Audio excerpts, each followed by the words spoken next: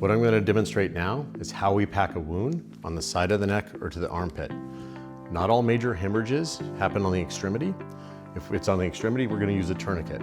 But in the junctional areas where the limb or the extremity meets the body itself, we have to use a different technique because we can't put a tourniquet around somebody's neck. There's nowhere to anchor a tourniquet that's going to go inside the armpit. So we're going to pack.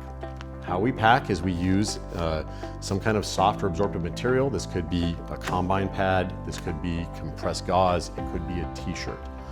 What I need is some kind of material that I can force into a ball and drive into the area where the bleeding is occurring from. And so in this case, it's going to be on the side of the neck or in the armpit.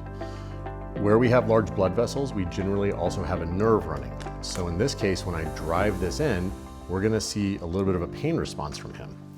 And that's when I know I'm in the right area and deep enough. So as we see, as I push in, he's going to come down a little bit. Might be more slight than that, it might be more pronounced, but I know I'm in the right place when I'm getting that response.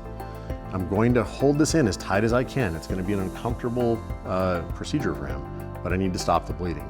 And I'm going to hold this pressure for a minimum of 5 minutes. If the bleeding hasn't stopped after 5 minutes, I'm going to continue holding until bleeding does stop.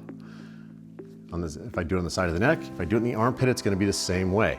When I come into here, I'm going to drive this in, and we can see his body is reacting, it's guarding against the pain. Same thing, I'm going to drive that in as deep as I can into that space. Right? I'm going to finish showing on the neck though, so it's a little more clear as what's going on. So I've held this into space like this.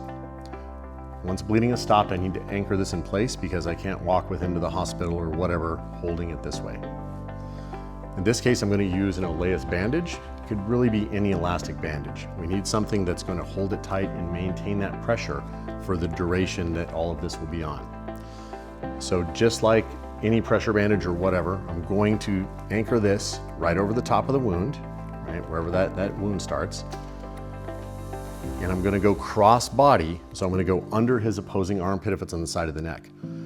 If the wound is in the armpit, I'm going to do the same thing. I'm going to come across the opposite side of his neck. I am never going to go directly around the neck because I have the potential for cutting off blood supply to the brain, which is obviously not good. So I'm going to pull tight. I'm going to come underneath his opposing armpit. I'm going to bring it up over top just like I do with regular pressure bandage. And as I come over the top of that wound, I'm going to pull tight. And I'm going to continue doing the same wrap over as I have done before.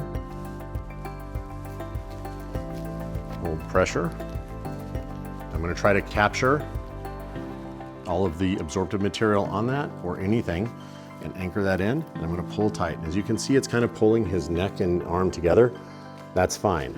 I just need to make sure I have enough pressure on that. When I get to the end of whatever my elastic bandage is, then I'm going to use the retaining clips if it has that. And if not, I can show another technique for that with just a regular elastic bandage.